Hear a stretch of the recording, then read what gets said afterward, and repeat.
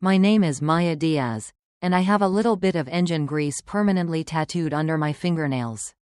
It's the kind of honest grit you earn from bringing beautiful, old American muscle cars back to life. To my mother-in-law, Eleanor Vance, that grit wasn't honest. It was a stain on the family's perfect, polished reputation. For my 32nd birthday, she tried to publicly erase that stain. In the middle of her exclusive Boston country club, in front of all their friends, she handed me a Tiffany blue box. Inside, divorce papers, already signed by her son, my husband. But what Eleanor didn't know, what none of them knew, was that I was already holding the keys to a brand new life, a life she could only dream of building.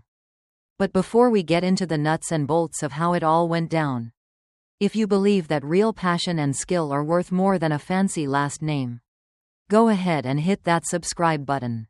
Your support helps us share more stories about people who refuse to be put in a box.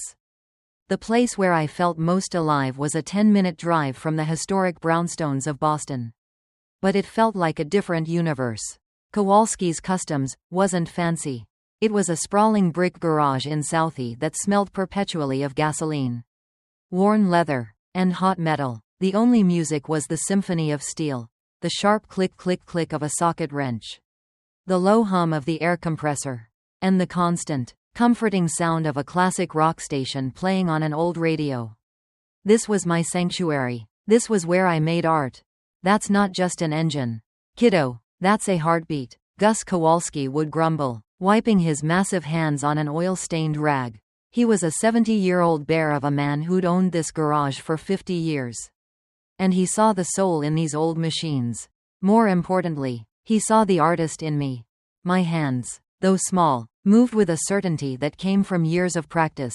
That afternoon, I was deep in the guts of a '67 Shelby GT 500. The cool, heavy steel of a wrench felt more natural in my palm than a wineglass ever did. I could tell by the precise tension of a bolt whether it was seated correctly. This was a language I understood. It was honest. The engine didn't care about my last name or what college I didn't go to. It only cared about skill. And here, I was a master. But every evening, the fairy tale ended. I'd spend 15 minutes in the small, clean restroom, scrubbing away the day's evidence with industrial-strength soap. I'd wash the grease from my hands, my arms, my face, trying to erase the mechanic and reveal the acceptable daughter-in-law I was supposed to be. I'd trade my steel-toed boots and worn-out coveralls for a simple dress and flats, my armor for entering the other world. The Vance home in the Boston suburbs was a masterpiece of cold, calculated perfection. Polished mahogany floors so clean you could see your own tired reflection in them. Crystal glasses that chimed with a brittle, expensive sound. The air was thick with the scent of lilies and, I always imagined, the faint smell of disapproval. Tonight was the monthly family dinner, which was less about family and more about Eleanor Vance holding court. She sat at the head of the table, a queen on her throne, dressed in a cashmere sweater that probably cost more than my monthly rent before I met Ethan. "Maya, darling," she said, her voice smooth as silk but with an edge that could cut glass. She gestured with her fork. "You have a smudge right there." I instinctively reached up to my cheekbone. My fingers came away clean. There was nothing there. It was a power move, a way to remind me, and everyone else, that I was the flaw in her perfect picture. "My apologies, Eleanor," I murmured, placing my hands in my lap, trying to hide the faint lines of grease under my nails that never truly went away. "I do hope you wore gloves today," she continued, turning to my husband. "Ethan, those chemicals are so harsh on one's hands. It's important to maintain a certain presentation." Subtext: your wife's hands are disgusting. Ethan, my husband, just shifted uncomfortably in his chair. He picked up his wine glass, studying the deep red liquid as if it held the answers to the universe. "Work's been busy, Mom," he said, changing the subject. "Q3 reports are a killer." He didn't look at me. He hadn't really looked at me all week. The man I married, the one who used to find my job fascinating, who loved the passion in my eyes when I talked about carburetors and paint finishes, was slowly being replaced by a reflection of his mother. "Of course, dear," Eleanor said, her attention now fully on her son. We were just discussing the upcoming charity gala for the Historical Society. It's all about protecting the Vance legacy. You know, ensuring the family name continues to stand for excellence. Subtext. And you, Maya, are actively damaging it. The silence from the Vance family after that dinner was, in some ways, worse than the criticism. It was a calculated cold shoulder.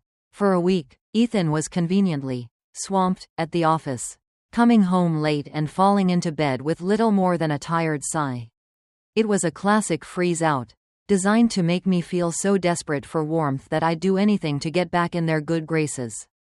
Then, the campaign began. It wasn't a full frontal assault. Oh no, Eleanor was far too sophisticated for that.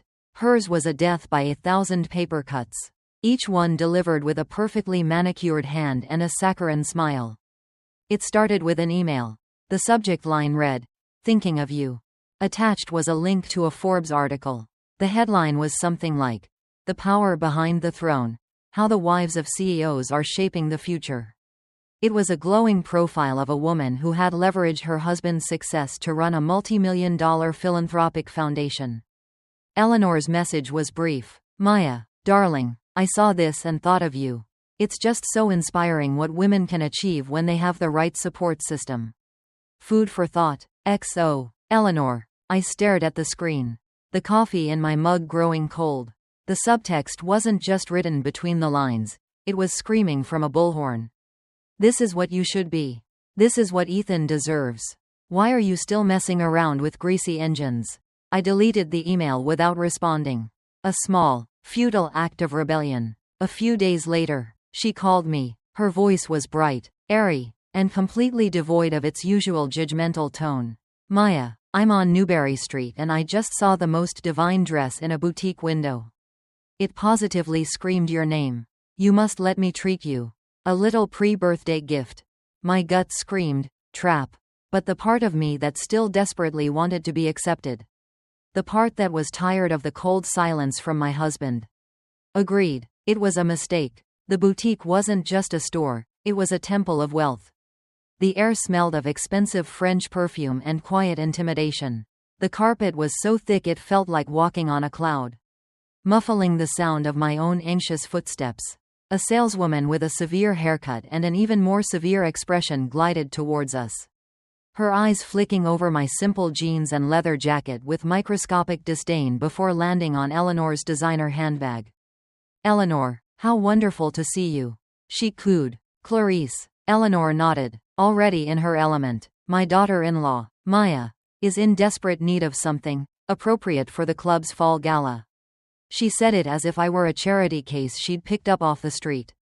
What followed was a masterclass in humiliation. Eleanor had me try on a series of dresses that were completely alien to me.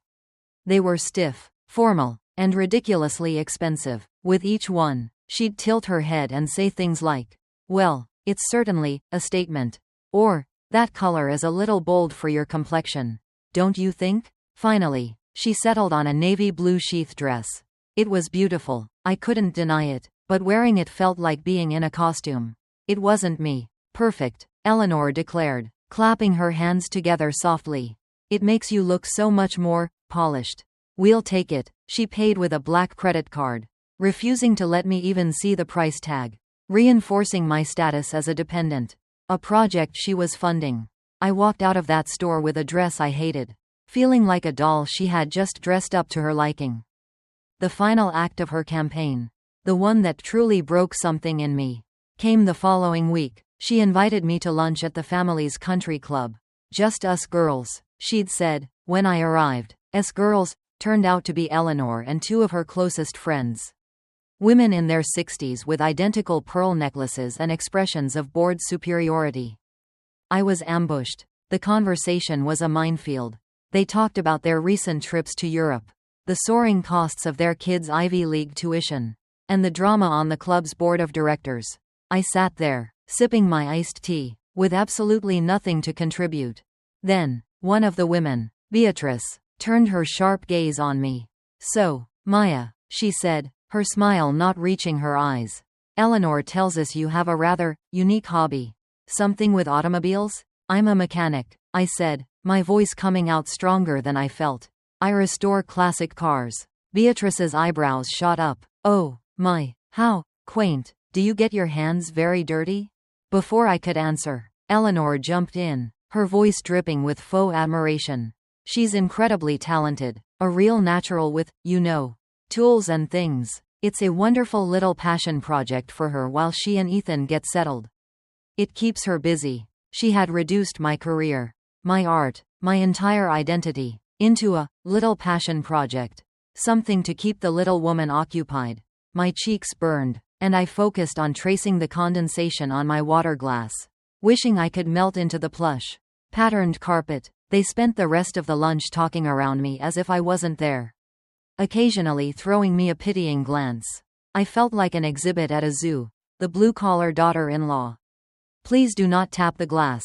Throughout all of this, Ethan was a ghost. When I tried to tell him about the lunch, how humiliated I felt, he just sighed, running a hand through his perfectly styled hair. Mom means well, Maya. You know how she is. She's just trying to include you in her world. Her world? Ethan. She introduced me like I was a stray dog she was sponsoring. You're being dramatic, he said, turning away to check his phone. She bought you a beautiful dress. She took you to the club. She's trying. Can't you just try too? And that's when I knew. I was completely, utterly alone in this. My husband wouldn't defend me. He couldn't. He was a product of that world.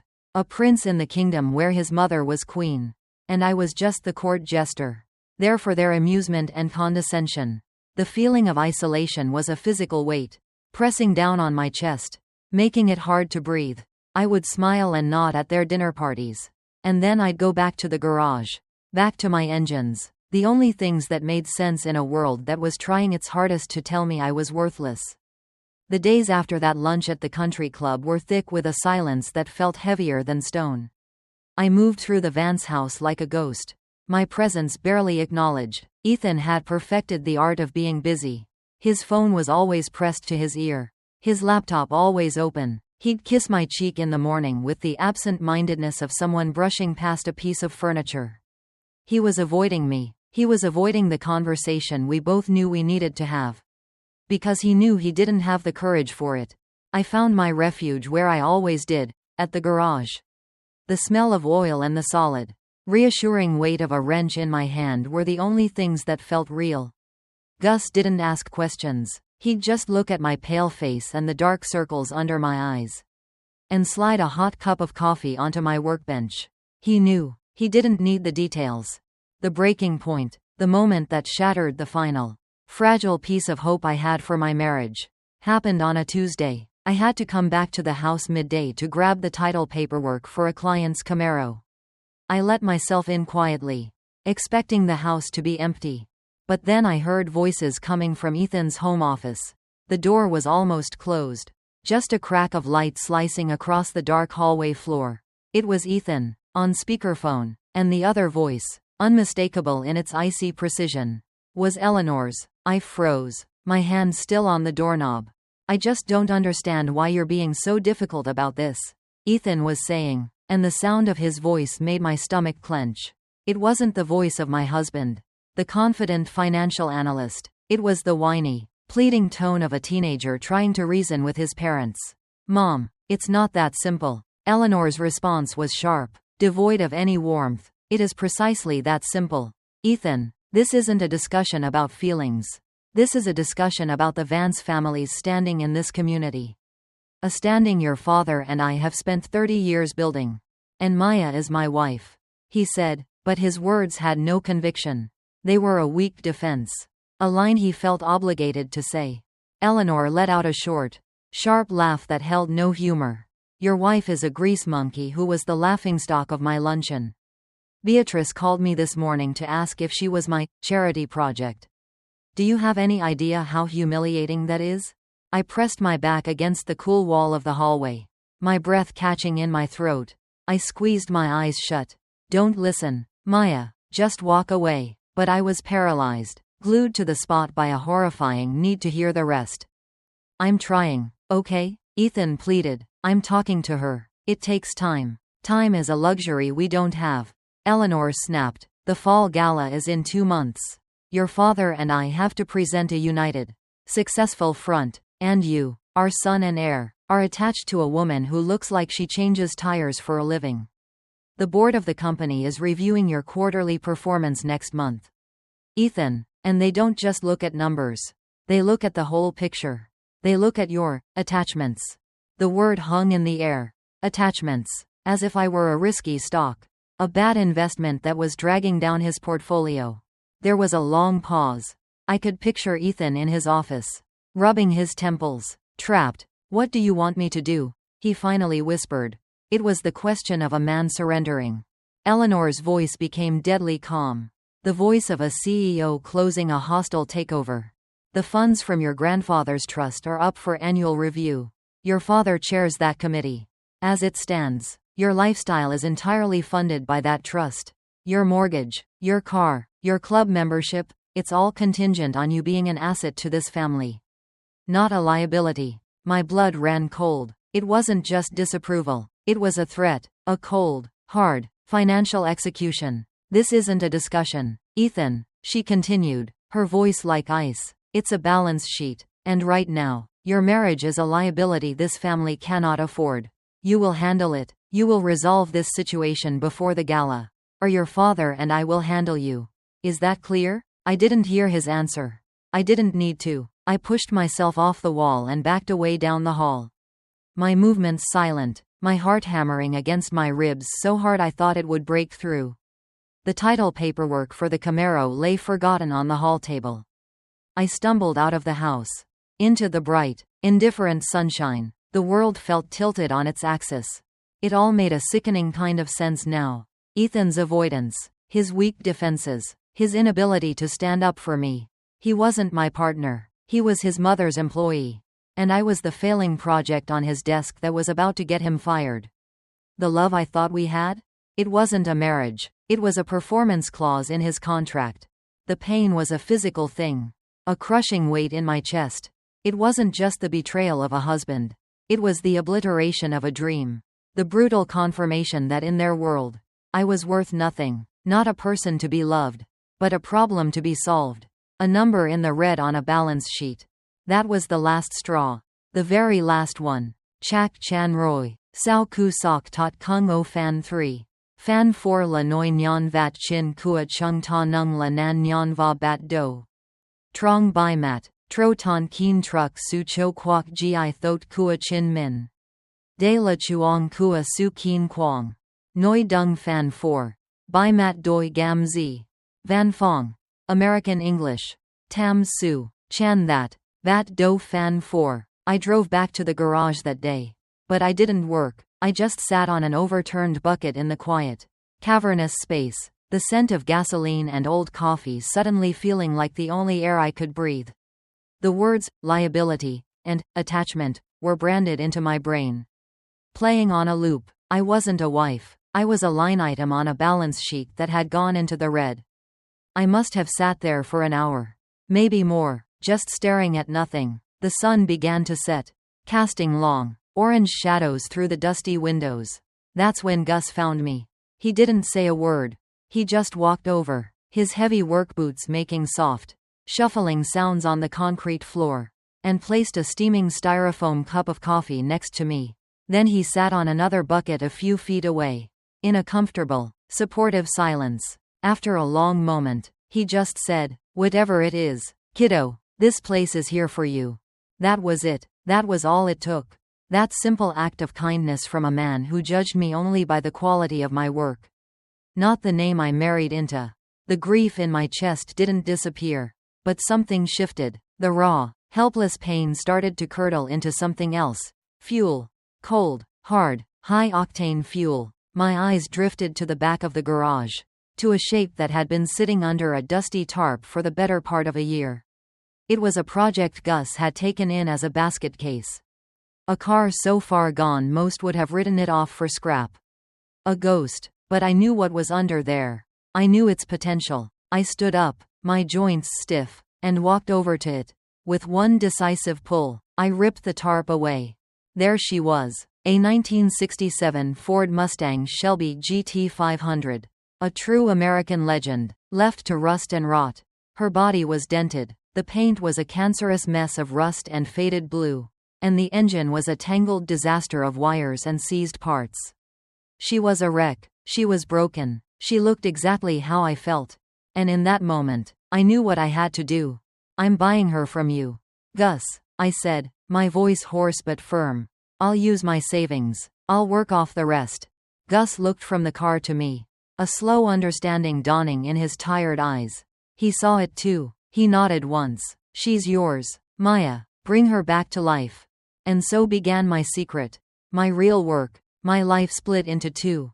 By day, I was the dutiful, quiet Maya Diaz, going through the motions, nodding politely to Ethan's half-hearted attempts at conversation, and ignoring the saccharine sweet, manipulative texts from Eleanor. But by night, when Ethan was asleep and the Vance mansion was silent, I would slip out. I'd drive to the garage, and under the stark, honest glow of a single bare light bulb, I would resurrect that car. I would resurrect myself. Every layer of old, chipped paint I stripped away with the high-pitched whine of the sander felt like shedding a skin they had forced on me.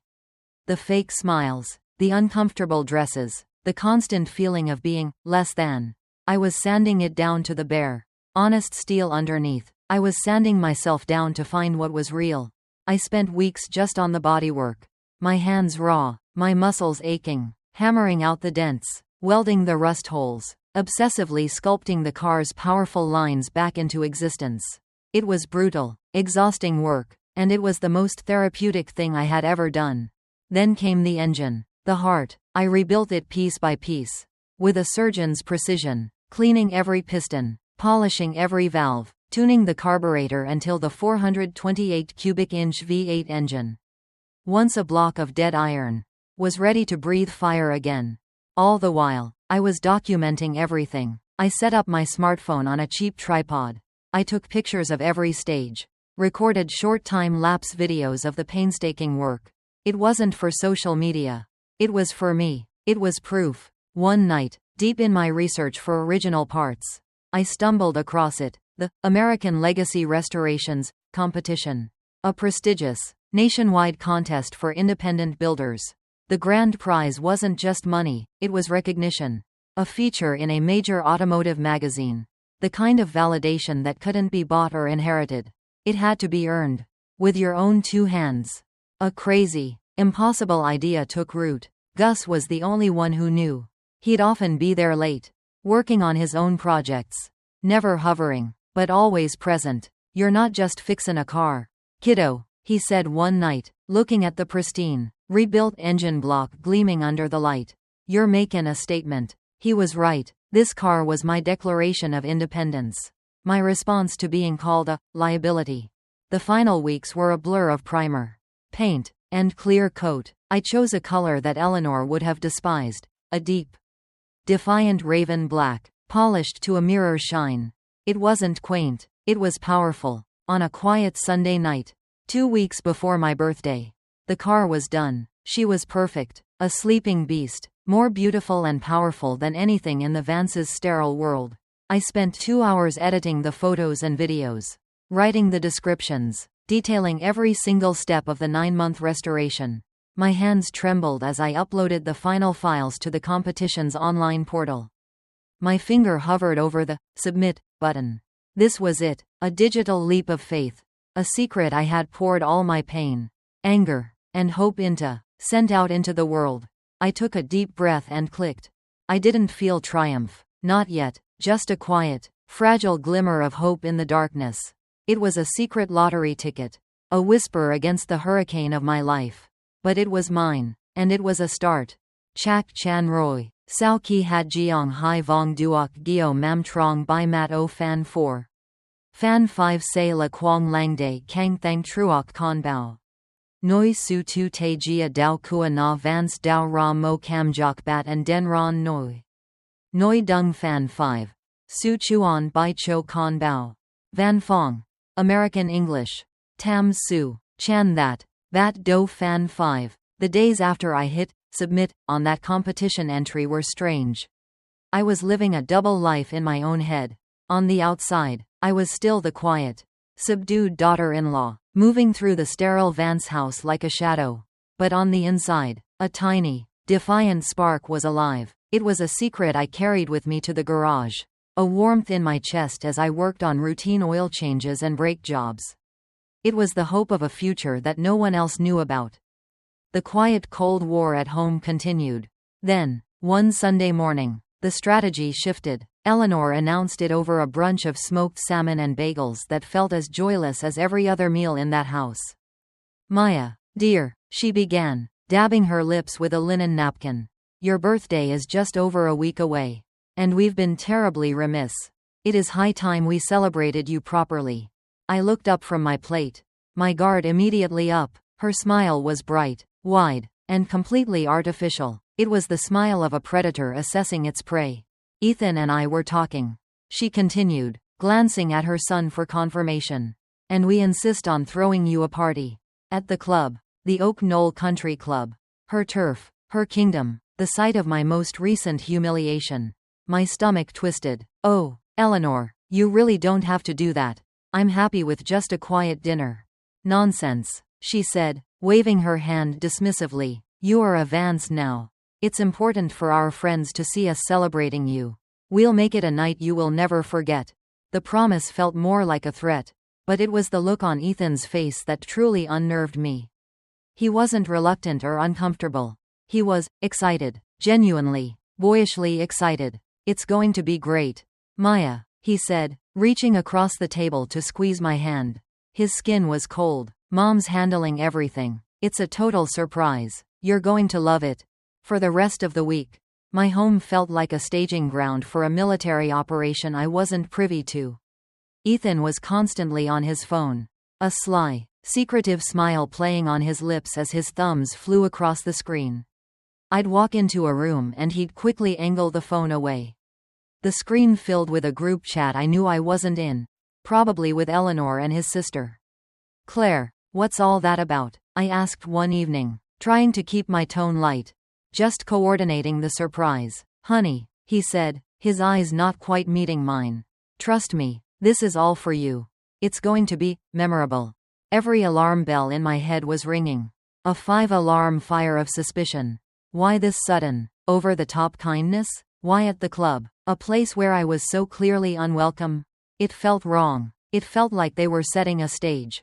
But a small, exhausted part of me, the part that was so tired of fighting, started to whisper, what if? What if I was wrong? What if the phone call I'd overheard had scared Ethan into finally standing up to his mother? What if this party was his grand apology? A public declaration that he was choosing me? The thought was seductive. The idea of peace, of finally being accepted, was a siren song to my bruised and battered heart. And so, against my better judgment, I let that tiny, stupid sliver of hope take root. The final detail was delivered via a text from Eleanor 3 days before the party. "Maya, you simply must wear that lovely navy dress I bought for you. It presents you so well. Can't wait to celebrate you.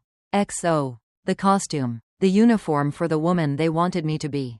Of course, it was all part of the performance. My gut was screaming, run. Telling me to feign sickness. To disappear. But I texted back, of course, Eleanor, I'd love to. I agreed to it all.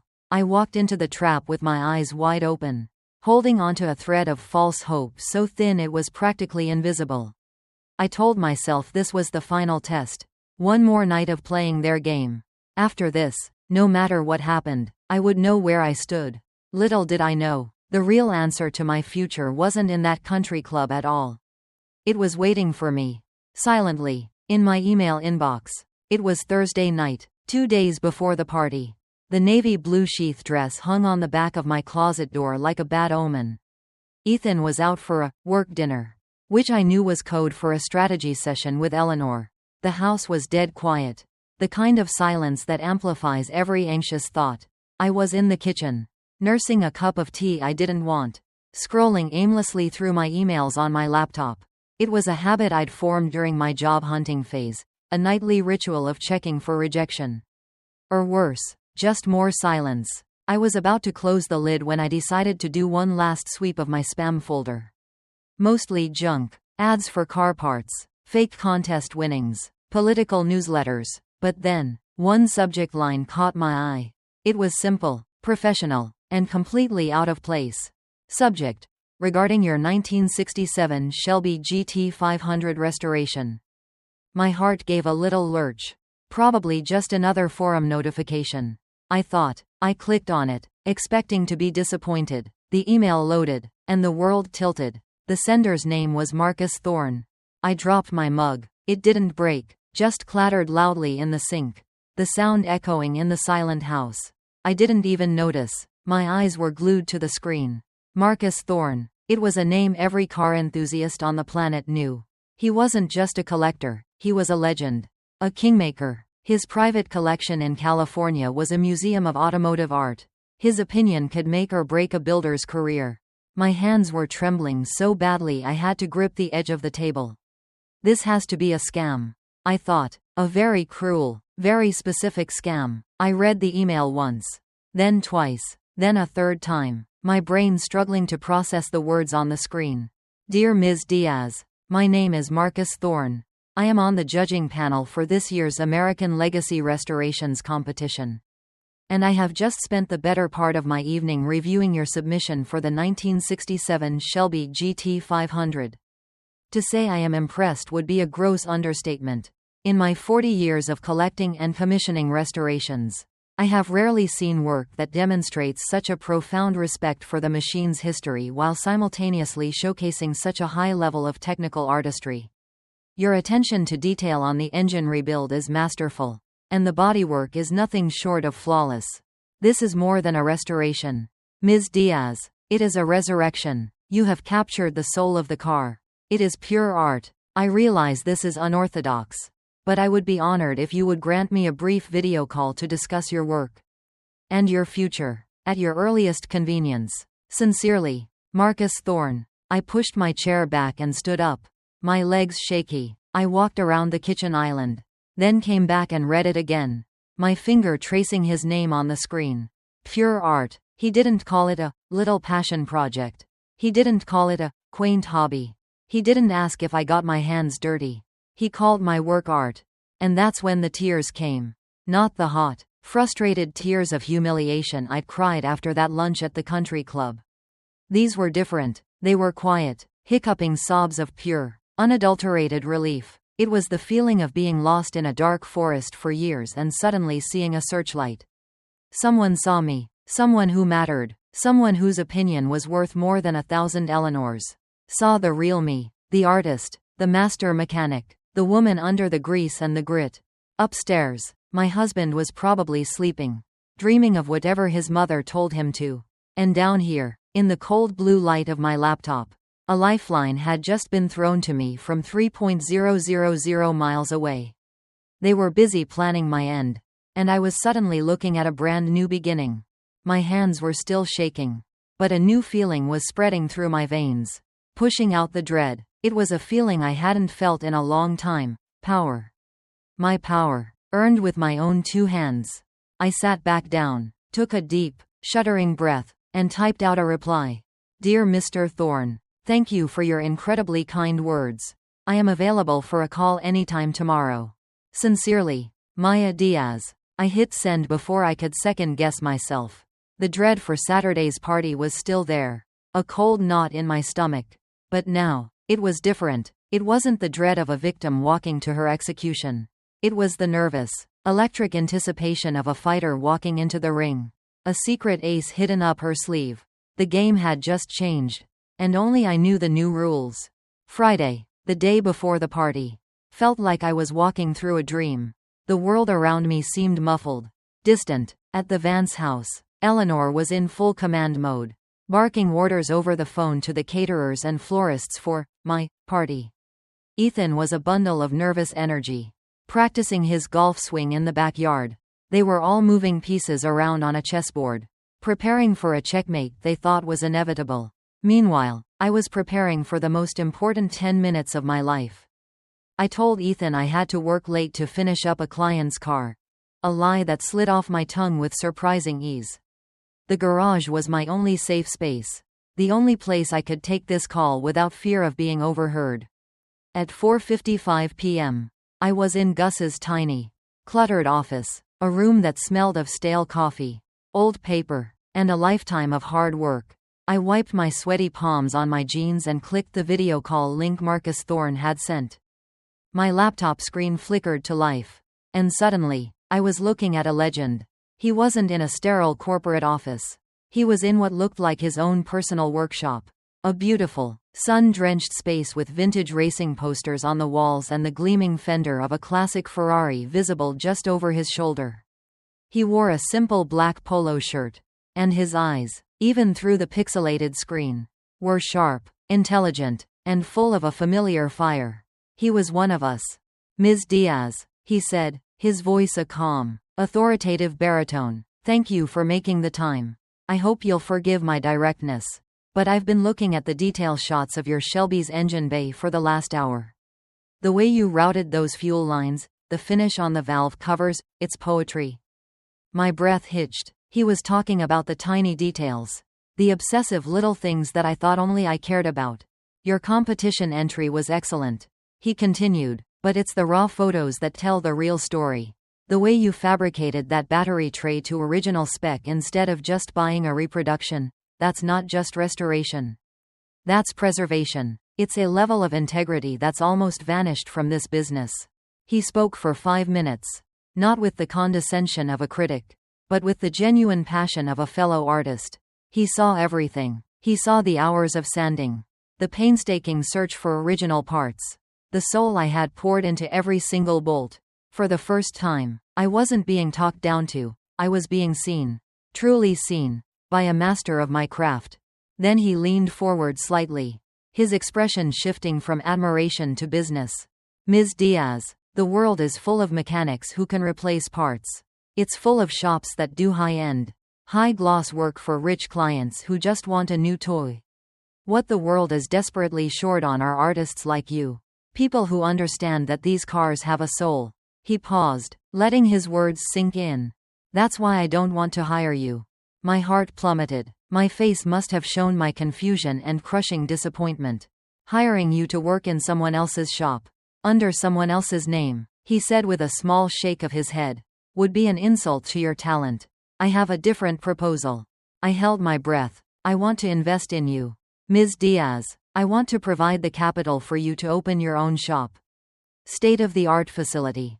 The best equipment. A small, hand-picked team that you train yourself. A place where you can work, uncompromised, on the projects you choose. The room started to spin. I gripped the arms of Gus's creaky office chair to steady myself. He had to be joking. I've already scouted a potential location. He went on, as if you were discussing the weather. A fantastic space in Venice Beach, California. Great light, close to a network of the best suppliers on the West Coast. The clientele is there. The car culture is unparalleled. My proposal is this. I will cover 100% of the startup costs.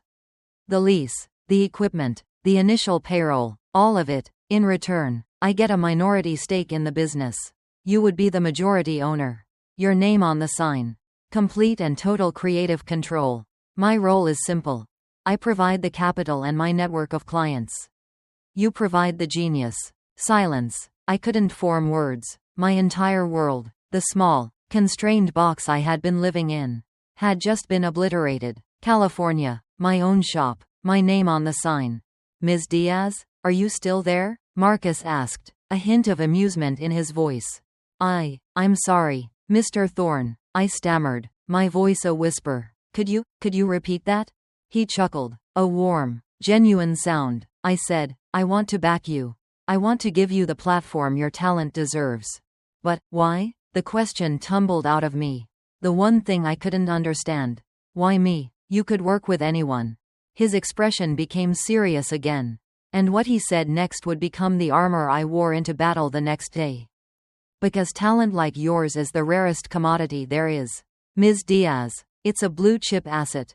And I've built my fortune by making smart investments in rare, valuable assets. This isn't charity. This is the best business decision I'll make all year. He had taken Eleanor's ugliest words, asset, liability, and turned them into a crown. The rest of the call was a blur.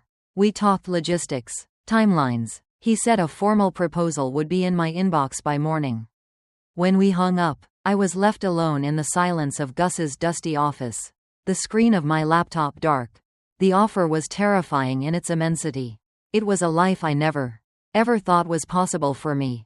The freedom I had been secretly, desperately hoping for wasn't a distant dream anymore. It wasn't a maybe. It was a formal business proposal. A tangible escape hatch sitting in my inbox. I thought about the party tomorrow. The navy blue dress, the polite smiles, the public stage Eleanor had so carefully set for my execution.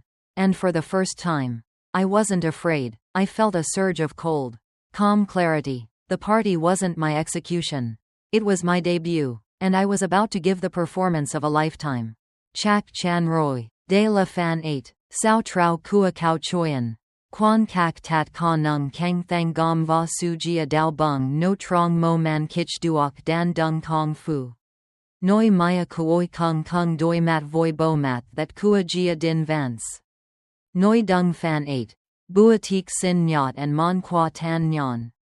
Van Fong. American English. Tam Su. Chan That. Bat Do Fan 8. Walking into the Oak Knoll Country Club felt like stepping onto a movie set. The air was chilled to a precise temperature and smelled of money, a mixture of expensive perfume, lemon polish, and the faint, clean scent of the manicured golf course outside. Crystal chandeliers dripped from the ceiling, casting a cold, glittering light on the members, who all seemed to be cast from the same mold, men in navy blazers and women in tasteful, joyless dresses, their smiles as bright and hard as the diamonds on their fingers. And then there was me. In my navy blue sheath dress, Eleanor's costume for me. But as I walked in on Ethan's arm, something was different. The crushing anxiety I usually felt in this place was gone. In its place was a strange, almost out-of-body calmness. I wasn't a participant anymore. I was an anthropologist, observing the bizarre rituals of a foreign tribe. The business proposal from Marcus Thorne, sitting safely in my email inbox, was a secret shield. An invisible armor they couldn't see. There you are. Eleanor glided towards us, her own dress a shimmering silver that commanded attention. Maya, darling, you look simply put together. Everyone is so excited to see you. She spent the next hour parading me around the room like a prize pony. She'd introduce me to her friends, her voice dripping with false pride. This is Maya. Yes, Ethan's wife. Doesn't she clean up wonderfully? She'd say. Loud enough for me to hear. Each introduction was a microaggression. A reminder that my natural state was, in her eyes, something messy that needed to be cleaned up. The Vances friends would look me up and down, their eyes lingering for a split second too long on my hands. As if expecting to see grease. They'd ask polite, empty questions, and I'd give polite, empty answers. I was playing my part. My one act of defiance had arrived about 30 minutes in. I had told Eleanor I was inviting a +1, a mentor who had been very important to me. She'd agreed, likely assuming it was a professor from my community college. The look on her face when Gus Kowalski walked in was a masterpiece of barely concealed horror. Gus, bless his heart, had worn his best suit, a simple, dark wool one that was clean and pressed, but clearly not from the same planet as the bespoke Italian tailoring surrounding him. He was a solid, grizzly bear of a man in a room full of sleek greyhounds. And he looked completely unbothered. This is Gus Kowalski, I said, my voice clear and proud as Eleanor stared. My boss, and my friend. Gus shook her hand, his own calloused one completely engulfing hers. Pleasure, ma'am, he grumbled. Quite the shindig. Eleanor retrieved her hand as if it had been burned, her smile frozen on her face. She quickly steered me away, leaving Gus to happily make his way to the open bar. His presence was my anchor, a piece of my real world in this house of mirrors. A witness. Finally, the main event. A waiter wheeled out a large, elegant cake. The room quieted, and someone started a painfully formal, off-key rendition of Happy Birthday. I watched the faces around me. They weren't singing with warmth, they were performing a social obligation. Ethan stood beside me, his arm around my waist, his phone held up to capture the moment. His sister, Claire, stood a few feet away, her own phone also raised. A coordinated, 2 camera shoot. I blew out the 32 candles, making a silent wish not for their acceptance, but for my own courage. Then, Eleanor clapped her hands for attention. The room fell silent. Thank you all for coming to celebrate my dear daughter-in-law, she began, her voice resonating with practiced sincerity. Maya has brought a unique perspective to our family, and in the spirit of new beginnings, we wanted to give her a gift that is truly transformative. Something to help her on her new path. A waiter approached, carrying not a gift bag, but a single, perfect, Tiffany blue box tied with a pristine white ribbon. A gasp of appreciation rippled through the crowd. My heart, despite everything, gave a painful thud. The sheer, calculated cruelty of it was breathtaking. Using a symbol of love and commitment to deliver a blow of ultimate rejection. Eleanor placed the box in my hands. It was light, too light. Open it, darling, she cooed, her eyes glittering with a triumphant fire I had seen only once before, on the face of a chess player right before calling checkmate. Ethan adjusted his phone's angle, zooming in on my face. Claire did the same. They leaned in, hungry for the reaction, for the tears, for the breakdown they had worked so hard to produce. I untied the white ribbon with steady fingers. I lifted the lid. Inside, nestled on a bed of white silk paper, was not a piece of jewelry. It was a stack of thick, cream-colored documents, folded neatly in 3. I lifted them out. The paper was heavy, expensive. The font was crisp, official, and merciless. At the top of the first page, the words seemed to leap out at me in stark black ink. Petition for dissolution of marriage. Time slowed to a crawl. The polite murmur of the party faded into a distant hum, like the sound of the ocean in a seashell. All I could hear was the frantic, panicked drumming of my own blood in my ears. I scanned the page, all the legal jargon, the cold, impersonal language of endings, and then, at the bottom of the last page, I saw it, a single, damning signature in sharp, decisive blue ink. Ethan Vance, my husband's signature. He hadn't even had the courage to tell me. He'd signed my eviction notice from his life and let his mother serve it to me as a party favor. I looked up from the papers. The world came rushing back into sharp focus, and I saw their faces. The holy trinity of my demise. Claire, with a smug, gleeful smirk on her face. Ethan, looking pale and nervous, but with an unmistakable glint of expectant excitement in his eyes. And Eleanor, her face was a radiant mask of pure, unadulterated triumph. She had won. She had finally, permanently, erased the stain. So this was it, the checkmate, the grand finale of their 2-year-long campaign. They hadn't just brought a knife to a gunfight, they had rented out a theater, hired an orchestra, and sold tickets to my public execution. The silence stretched, thick and heavy. Everyone was watching, waiting for the inevitable explosion. For the screaming, the crying, the scene. I looked at the divorce papers in my hand. Then I thought of the business proposal in my inbox. I thought of a sun-drenched workshop in California. I thought of my name on a sign. A slow, strange feeling bubbled up inside me. It wasn't despair. It was something dangerously close to laughter. Eleanor leaned in, her voice a conspiratorial whisper, but loud enough for the nearest tables to hear, goading me into the reaction she craved. Well, darling, aren't you going to say something? The silence in the grand ballroom of the Oak Knoll Country Club was a living thing. It was thick with expectation, heavy with the unspoken cruelty of the moment. Every eye was on me. Eleanor's triumphant smile was unwavering, waiting for the tears she had so meticulously planned for. Ethan's phone was still pointed at my face, a tiny red light blinking, recording my destruction for their private collection. Well, darling? Eleanor prompted again, her voice a silken dagger. Aren't you going to say something? I looked down at the divorce papers in my hands. I looked at my husband's signature, so confident and final. Then I looked up, past Eleanor, past Ethan, and my eyes met Gus's across the room. He was standing by the bar, his face a grim mask of fury, looking like a caged bear ready to tear the place apart. I gave him the slightest, almost imperceptible shake of my head. Not yet. Watch this. Then, I did something they never expected. I reached for the ridiculously expensive fountain pen someone had conveniently left on the table next to the cake knife. I uncapped it, and in the dead silence of that room, the only sound was the soft, crisp scratch of a nib on heavy paper. With a hand that did not tremble, I signed my name, Maya Diaz, on the line next to my husband's. A gasp went through the nearest tables. This wasn't the reaction they were anticipating. A quiet, calm compliance. It was unnerving. I neatly folded the papers, slid them back into the silk-lined Tiffany box, and placed the lid on top. Then I looked directly into Eleanor Vance's eyes. The triumph in her expression was beginning to curdle into confusion. "Thank you, Eleanor," I said, my voice not a whisper, but a clear, calm statement that carried across the hushed room. "Honestly, this is the most freeing gift I have ever received."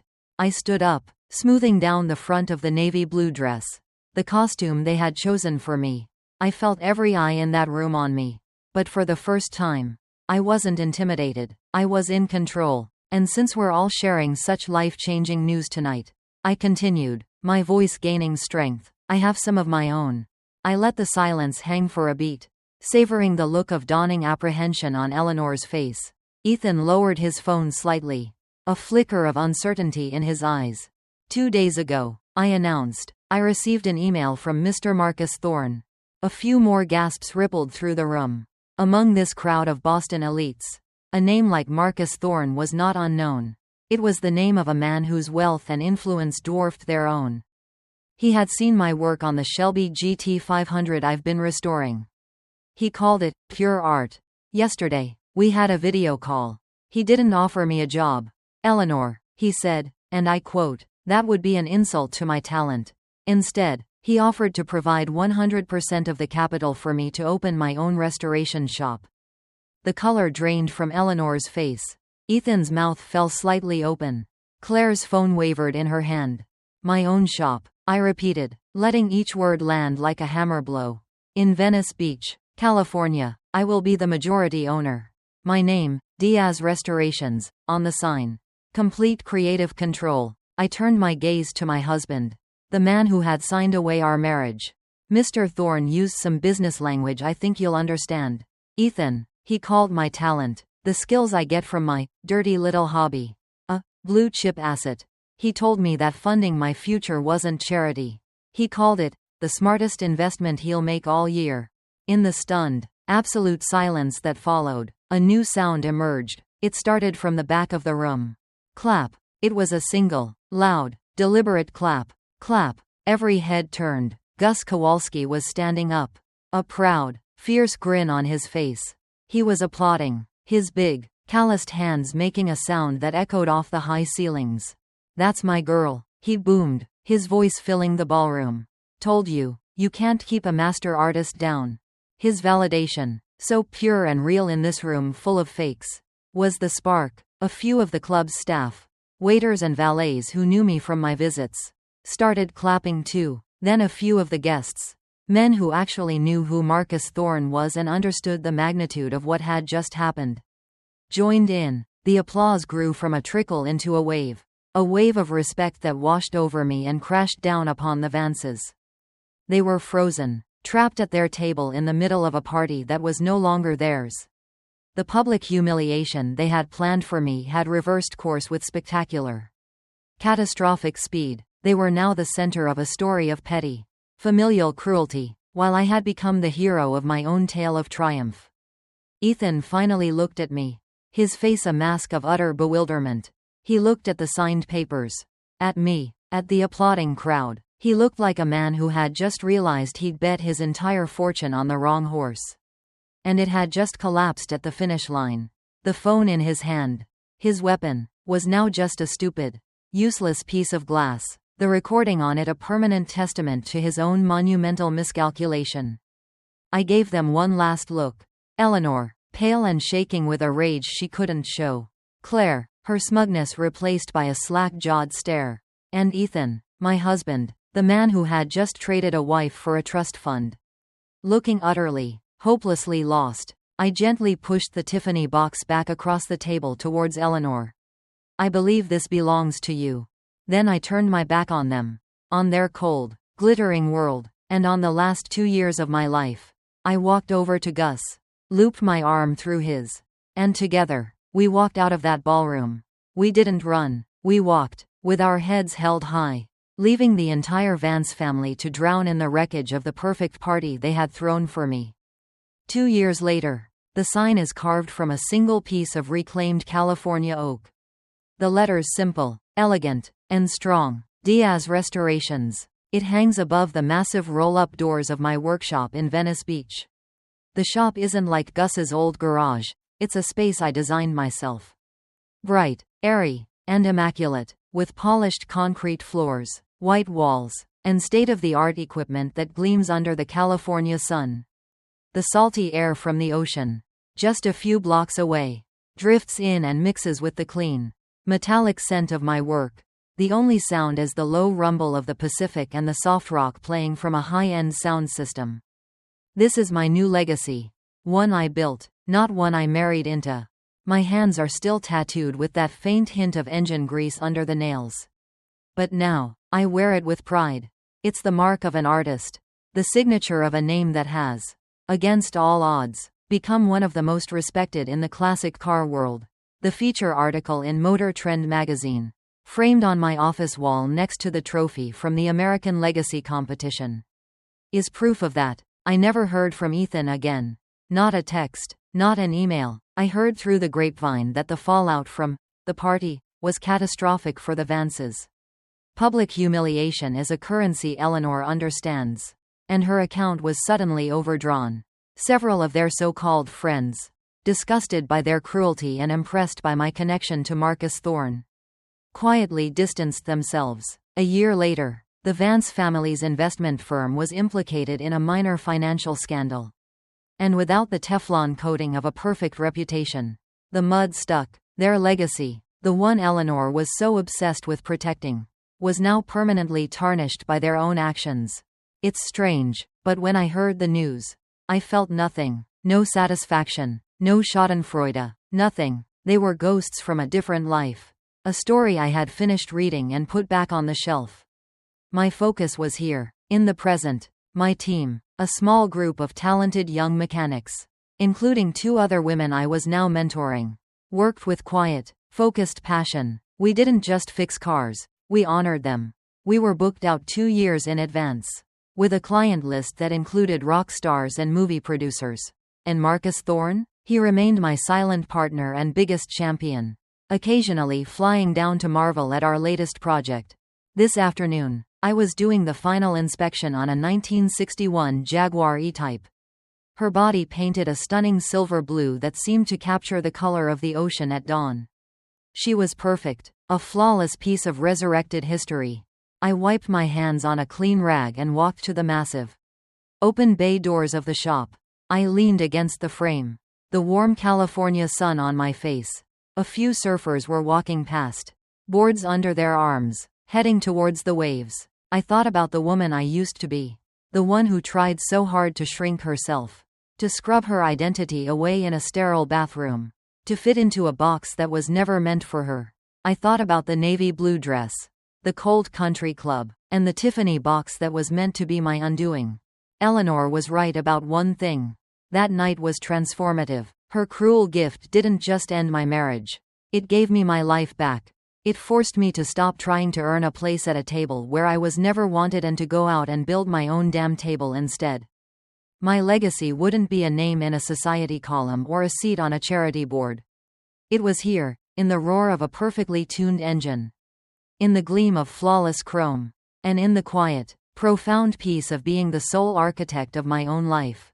I looked out at the endless blue horizon of the Pacific Ocean, took a deep breath of the salty air, and for the first time, felt completely, unshakably free. At its heart, Maya's story is a powerful reminder that your value is never determined by the people who refuse to see it.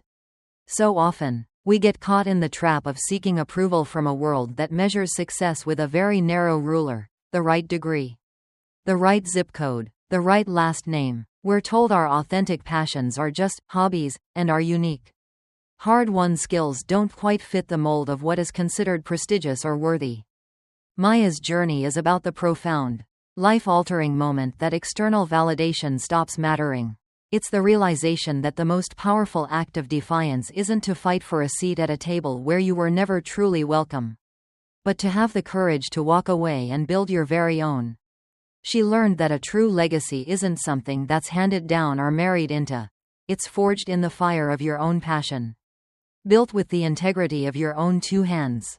Bolt by painstaking bolt. Sometimes, the cruelest gesture, the one designed to break you, is actually the key that unlocks your cage, freeing you to become the person you were always meant to be. This journey of reclaiming your worth looks different for everyone. For some, it's a difficult conversation. For others, it's a quiet decision to start a new chapter. We'd be honored to hear about a moment you chose to invest in your own legacy in the comments below. Take care of yourselves and each other.